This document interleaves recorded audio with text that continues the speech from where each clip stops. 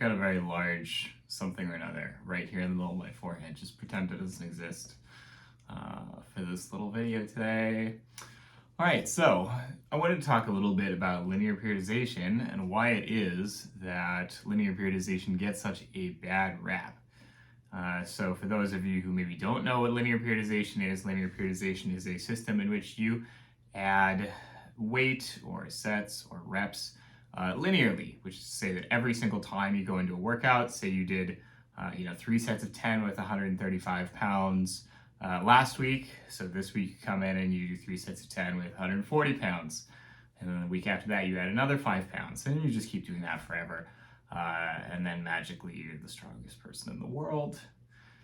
Obviously, that's not how it actually turns out. So we have this whole story that everyone talks about, which is Milo and the bull.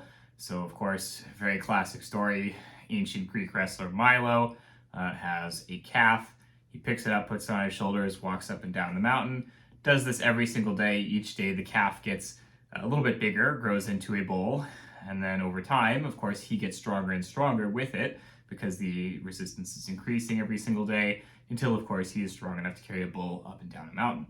Now, of course, the problem with this is that basically human bodies do not progress linearly.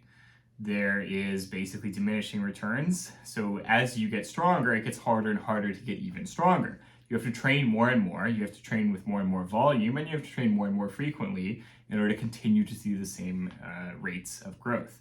And so what that means is that things slow down. There is a sigmoid curve, and what's going to happen is that over time, as you get stronger, you're going to, get very close to whatever your actual genetic limits are. You can always continue to get stronger, but it's going to require exponentially more and more time invested in order to continue getting stronger. And so because it has that curve, and it, obviously levels off significantly at the very top end of that curve, where it is almost horizontal and you're not really going up, in a nice linear fashion, but that means that obviously linear periodization is not going to work out well. It's just not going to. There is no increment that is small enough that you can add it indefinitely. Which is to say that literally any variable you choose, if you add to it linearly, sooner or later, you are going to be adding to it faster than you are actually progressing. And again, that could be the smallest possible increment you could imagine. That could be a single repetition every single workout. That could be 1 pound. You could go out and buy yourself little itty bitty fractional plates and add 1 pound to your bench press every single training session. See how that goes. It could be any of those things. No matter what it is, sooner or later, you are going to be progressing slower than the amount of, that you're actually adding weight to the bar. So that doesn't work out long term. You just can't do that forever. Now, the problem is that the ways that people, try and get around this are very stupid. People don't do a very good job of managing this fact, this very obvious fact. So if you look at a lot of the common popular linear periodization strategies out there, you see things like starting strength, which is a very bad example of it. Starting strength is really simple. They say add 5 pounds a week, every single week, do 5 sets of 5. And if you hit a wall, then, your choices are either, sleep more, you need to recover a bit more, and then try it again, and this time it'll work. Or, you're just weak, you just suck, and, why can't you lift the weight? You should be able to lift it. That's basically what they're saying. And obviously that's not true. It's just not true. They're just trying to say that the solution to not being able to progress at a superhuman, impossible rate of progression is simply that you're just not good enough. Which, is a very, very destructive mentality, obviously. And it's obviously going to be something that works out well for people who have great genetics and can continue to progress. And it's going to make a lot of other people feel like shit. And so I will say that, more so than anything else, starting strength, 5 times 5 is kind of the stuff that people cite to me when they come to me as a coach and they're like, I've tried all this other stuff, it doesn't work. Okay, well, what did you do? Oh, I did 5 times 5 for 3 years. And then, obviously, I was progressing really well for the first 6 months to a year. And then I saw basically no progress for 2 years. I just kept doing the same stuff over and over again, and nothing happened. The problem with linear periodization is that that's where it always inevitably goes, is people always get to that point and they just don't know what to do next because they haven't thought about, adding things in a way that makes sense or that is scaled in a way that makes sense. But obviously, the thing that you can think of is like, hey, if you've got this sigmoid curve, it's getting exponentially harder and harder to progress. Why can't you just continue to reduce the increment?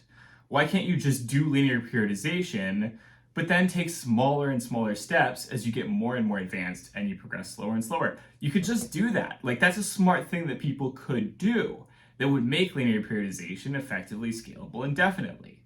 And spoiler alert, that's basically what I do a lot with my training. So the reality is that I've tried out basically every kind of training program in my lifting career. I've been lifting for over 16 years now. I've done basically everything that I could to try and get stronger. And I have to say that easily the best program that I ever followed was actually the very first program I ever followed. It was a linear periodization program. It worked amazingly, and I quit because I kept hearing all this stuff about how linear periodization must not work so well. And, you should try all these other things that are more advanced. And I tried all these other programs. These other programs got me no results or, even made me get less strong over time. And then, basically the reality is that things came full circle. About a decade, 15 years later, I'm back to the point where I have basically picked back up linear periodization because I've just realized that it works really well for me. I like it a lot. And if you do it intelligently, you can really scale it pretty much indefinitely. The program that I originally followed, I don't even remember what this program was from. It was supposedly some really, really awesome old-time strongman or powerlifter or something like that. I've entirely forgotten. So I have literally no idea where I got this program. But basically, the premise was very simple. You would pick a weight that was, maybe 75, 80% of your 1 rep max, and you would do 8 sets of 2. 8 sets of 2, focusing on good form, all that.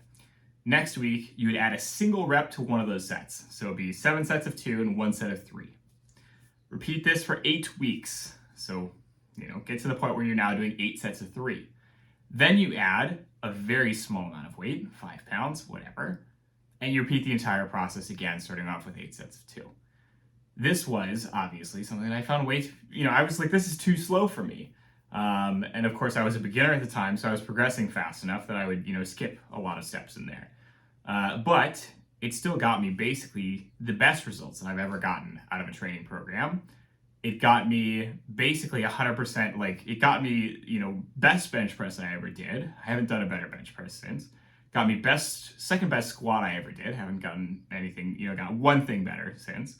And it got me, 90, 95% of the way to where my deadlift max is today. And again, this is a really simple program. And this is a linear program. It's pretty simple. It's linear based on reps instead of based on weight.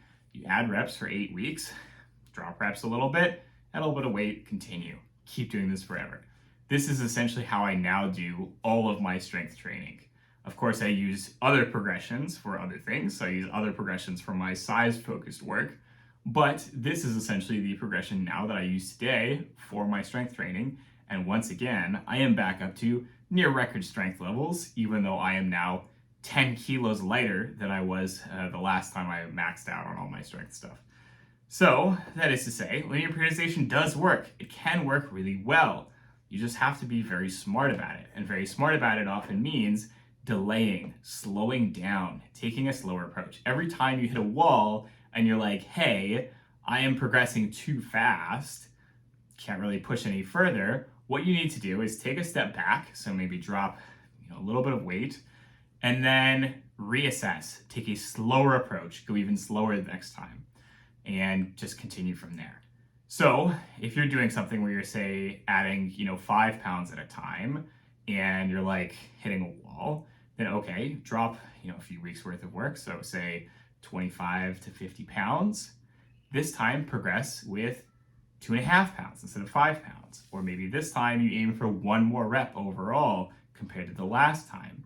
When you take these much slower approaches, you find out that yes, you can continue to progress and you can do so in the long term, and linear periodization can work well. You just have to understand that you need to then readjust the slope, the aggression of that linear periodization each time you hit a wall.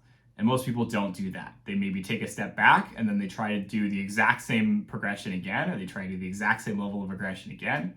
But that just doesn't work forever. Again, I cannot emphasize enough, it doesn't. And linear periodization can work really, really, really insanely well if you know what you're doing. Most people, again, attack it too fast, do not slow down, and then they wonder why, they're just doing the same stuff over and over again each week. They're not getting any results. So that is all for this week's video. I hope you enjoyed it. I hope it was meaningful to you. I hope that you have seen the light. You're now a follower, a disciple of linear periodization, and you're going to now unlock cosmic gains that you didn't know you had in you, whatever the case is. Hope you all had a good week.